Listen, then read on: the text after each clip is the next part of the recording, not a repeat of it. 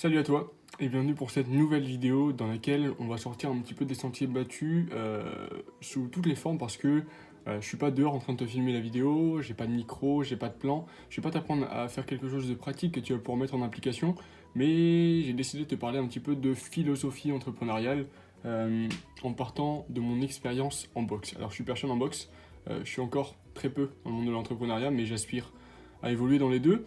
Et je pense qu'il y a une philosophie intéressante, un lien intéressant tout simplement à mettre en lumière, à mettre en évidence. C'est tout simplement dans l'approche des obstacles, dans le fait que tout ne soit pas smooth en anglais, que tout ne soit pas lisse, simple, qu'il y ait des hauts, des bas, qu'on prenne des claques, qu'on prenne des coups, qu'on fasse affaire à des obstacles, à des mauvaises situations, à des problèmes à résoudre. Et voilà, je pense que j'ai fait beaucoup de musculation. Voilà, je pensais déjà que c'était quelque chose, que c'était une activité qui était un petit peu, un petit peu le reflet de la vie, dans le sens où il y a des hauts et des bas, c'est une question de discipline, de régularité. Mais j'ai pu me rendre compte hier, et j'ai eu cette idée hier en rentrant dans la voiture, c'est tout simplement la boxe est aussi le reflet de la vie et c'est aussi le reflet, un beau reflet de l'entrepreneuriat. Tout simplement, ça va être dans notre manière de gérer les obstacles, de gérer les coûts, les difficultés, les problèmes. Et je vais te parler un petit peu de boxe. Alors peut-être que tu connais rien en boxe, c'est pas très grave. Je vais t'expliquer rapidement. C'est un petit peu les trois approches qu'on peut aborder, les trois approches qu'on peut adopter pour faire face à une difficulté. La première, c'est celle que je vivais il y a quelques semaines, encore quelques jours peut-être. C'est tout simplement, en boxe, tu vas prendre des coups. Donc on va te frapper. C'est un petit peu, c'est un sport à percussion où le but ça va être de donner des coups, de prendre le dessus sur l'adversaire. Et quand tu arrives en boxe, tu connais rien, t'as pas l'habitude de te faire frapper, c'est pas quelque chose de naturel.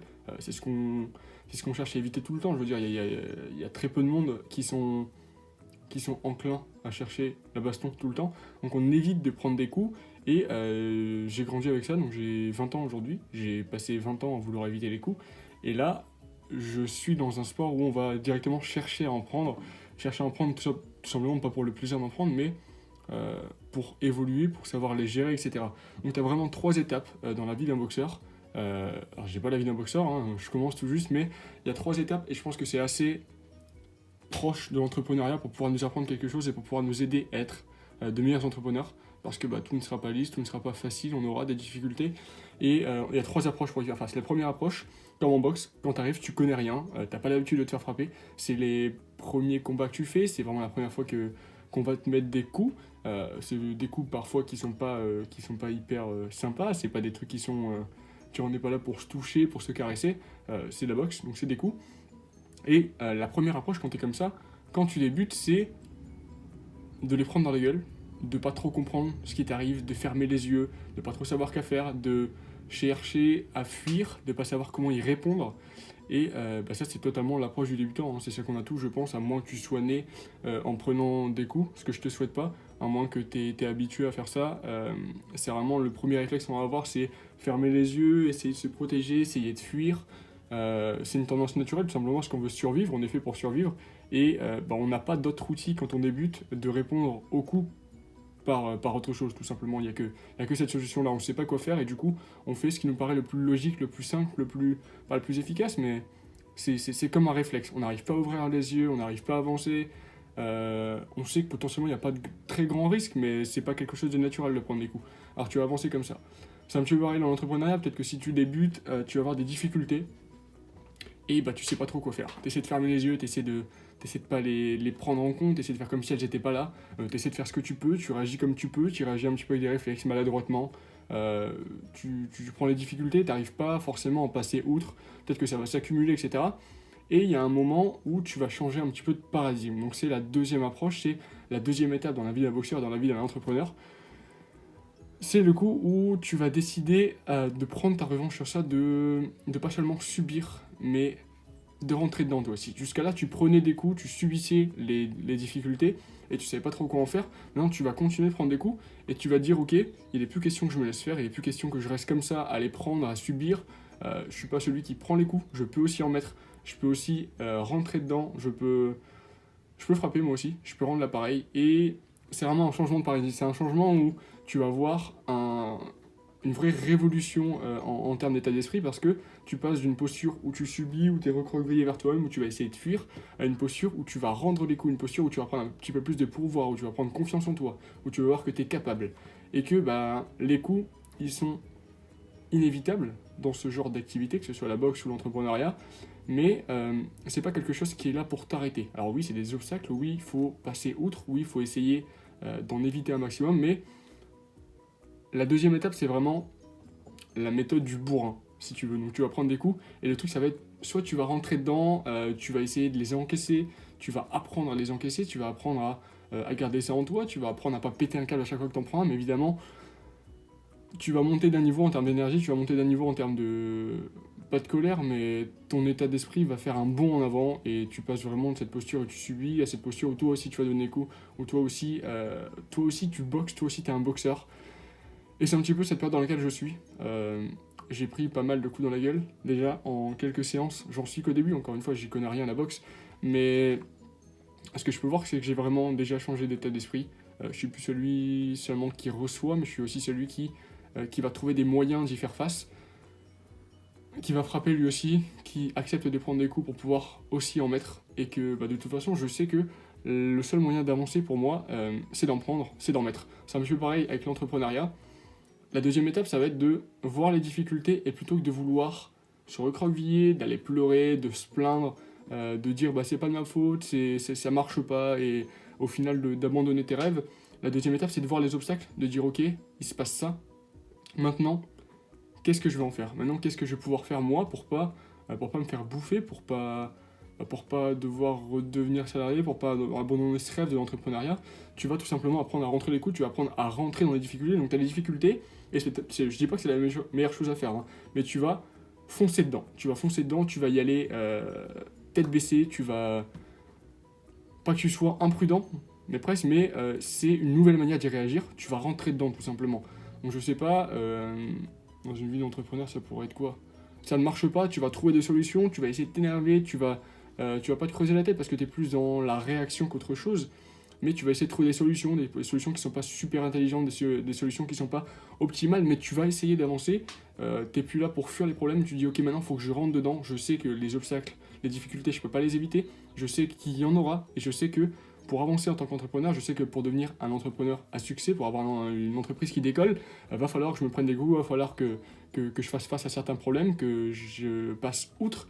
Et pour ça, on n'a pas encore beaucoup d'outils, mais on a l'envie, on a la hargne, on sait pourquoi on se bat, on sait parce que tout simplement c'est une vie de liberté qu'on veut, donc on sait pourquoi on se bat et on fait ce qu'il faut pour. C'est pas super intelligent, c'est pas super réfléchi, on n'est pas dans l'analyse, on est plus dans le fait, je rentre dedans. Je sais pas s'il y a une porte qui t'empêche d'aller là où tu veux.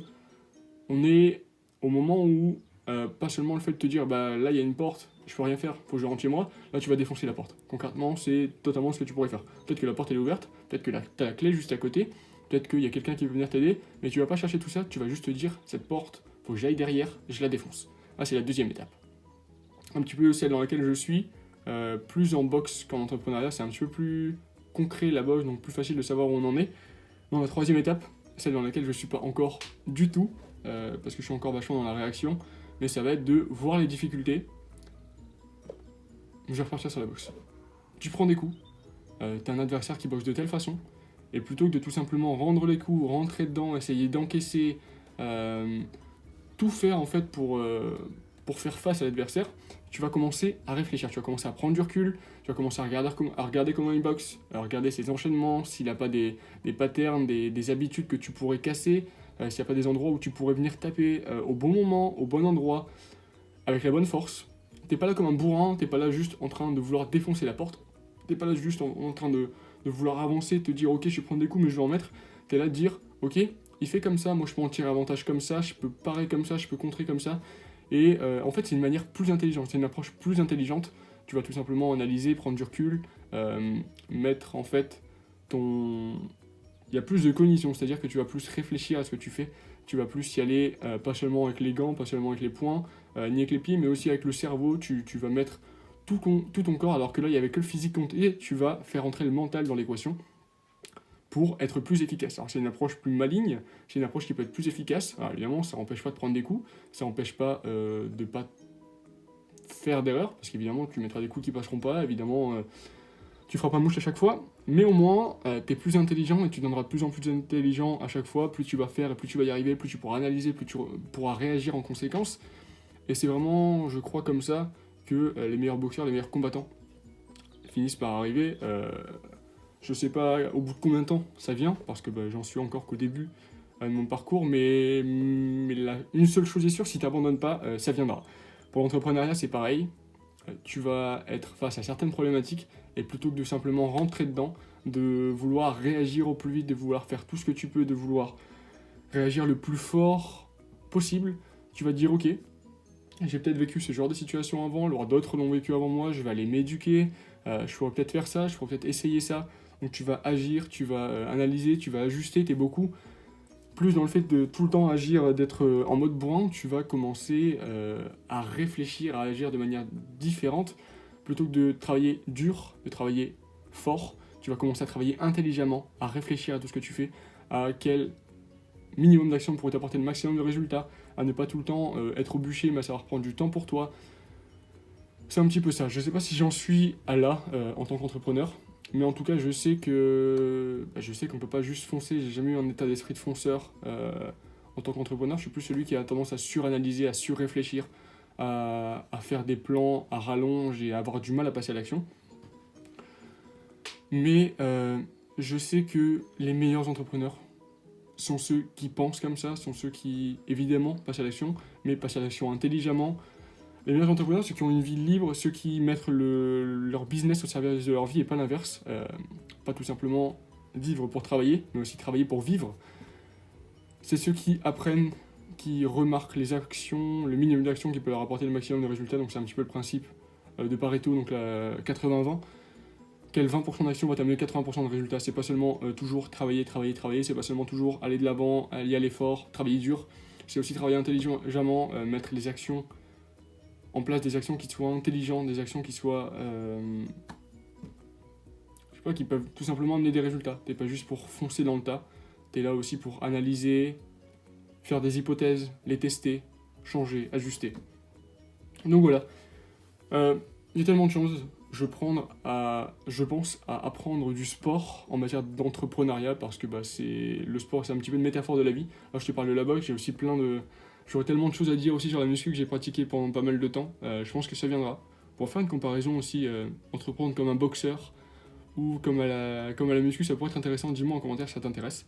C'est vraiment une vidéo qui sort des sentiers battus, j'en ai conscience. C'est la première fois que je filme droit devant une caméra. J'ai pas de plan du tout, j'avais juste cette idée en tête, ces 3 étapes. Je vais te les résumer un petit peu. La première étape, ça va être de prendre les coups, de te recroqueviller, de pas les rendre, de réagir comme tu peux pour te protéger. Et du coup, si tu rapproches à l'entrepreneuriat, c'est voir les obstacles, essayer de les oublier, essayer de faire comme si elles n'étaient pas là, essayer d'avancer quand même, tant bien que mal, maladroitement. Et c'est le moment le plus dur, c'est le moment où il y a le plus de risques d'abandonner, c'est le moment où il y a le moins de résultats pour pas mal d'efforts, parce qu'évidemment, tu prends quand même des coups, il y a des risques, etc. Et pourtant, tu vois pas de résultats. La deuxième étape, c'est vraiment commencer à te dire, je suis pas là que pour prendre les coups, je suis là aussi pour en donner. J'ai un petit peu de pouvoir, je peux faire quelque chose, je suis pas là juste pour subir. Je suis aussi là pour avancer, pour en mettre moi aussi. Alors je sais que les obstacles sont pas inévitables, je sais que les coups, je vais devoir en prendre, mais pour pouvoir avancer, pour pouvoir en mettre, il va falloir que j'en prenne. Et c'est un risque à prendre, t'es un petit peu en mode bourrin dans l'entrepreneuriat, c'est voir une difficulté, essayer d'aller outre, sans forcément analyser, sans forcément bénéficier de l'expérience des autres, sans forcément apprendre. Ça va être, je fais la méthode du gorille, tu vois un problème et t'agis, tu fonces dans le tas. Après les résultats, ça dépend des cas. La troisième étape, c'est de commencer à prendre du recul, de boxer plus intelligemment, de commencer à voir comment l'adversaire fait, comment on pourrait en tirer un avantage, comment on pourrait agir intelligemment. Et l'entrepreneuriat, c'est pareil, c'est avoir une approche intelligente des problèmes, des difficultés, des défis. C'est commencer à réfléchir pour agir, commencer à agir intelligemment, pas seulement travailler dur, mais aussi, pas seulement travailler fort, mais aussi travailler intelligemment pour mettre le minimum d'actions en place et avoir un maximum de résultats. Donc voilà, je sais pas si ce genre de vidéo philosophie te plaît, je veux pas simplement m'enfermer dans un format où je t'apprends toujours à agir, parce que je pense que pour agir, si j'arrive à passer à l'action maintenant, en ce moment, c'est parce que j'ai un certain état d'esprit derrière, et cet état d'esprit, je pense qu'il est important de te le partager à toi aussi. C'est la première vidéo que je fais en facecam comme ça, sans couper. Tu remarqueras qu'il n'y a pas de coupure. Je veux vraiment un format brut parce que ça me prend aussi moins de temps à filmer, à monter, etc. Et aussi parce que je pense que ce format un petit peu conversationnel, évidemment je peux pas me répondre, mais j'espère que tu le pourras un jour, j'espère qu'on pourra discuter de vive voix. Pour ça tu peux. Donc il y a WhatsApp aussi sur lesquels on peut s'échanger des messages. Voilà, c'est un format un petit peu plus maison, un petit peu plus comme si, je sais pas, on buvait un coup à un bar, qu'on buvait un café ensemble, que tu passais à la maison. C'est un petit peu. C'est vraiment cet esprit de proximité que j'ai envie de mettre en avant avec ça. Parler avec le cœur plutôt qu'avec. Je sais pas, en calculant tout, en préparant tout, parce que c'est bien les plans, c'est bien de vouloir faire bien, mais il faut aussi savoir faire et savoir parler avec le cœur parfois. Donc j'espère que ça te plaît, j'espère que tu m'en demanderas aussi. J'aurai sans doute plus de choses à te partager, sans doute si ça te plaît. Avant de te laisser, je me permets de te dire que pour recevoir les résumés et les plans d'action associés à chacune de mes vidéos, pour discuter avec moi, pour qu'on puisse parler de tes problèmes, de tes enjeux, de tes objectifs, de tes obstacles, et pour que tu puisses mettre ton hygiène de vie et tes méthodes de travail, ton organisation au service de tes projets, ton ambition pour faire décoller ton business, le meilleur moyen, c'est la liste WhatsApp. Donc c'est une liste privée, c'est le clan des proactifs, j'ai appelé ça comme ça, parce que c'est tout simplement ceux qui agissent. Les plans d'action, ils servent à ça. Donc c'est ceux qui agissent, qui ont des résultats concrets. Si tu veux nous rejoindre, il y a... donc on commence à être plusieurs maintenant. Ça fait plaisir aussi de pouvoir parler de gens, de pas travailler pour rien, mais d'apporter vraiment de la valeur et de voir que ça plaît. Il y a le premier en description, tu cliques dessus, ça prépare direct un message, tu rajoutes ton nom, tu m'envoies et moi je t'ajoute à la liste privée. Et je t'envoie tous les bonus à chaque fois et au plaisir, on discute ensemble. Je te remercie d'avoir regardé cette vidéo, on se voit lundi pour la prochaine. Salut!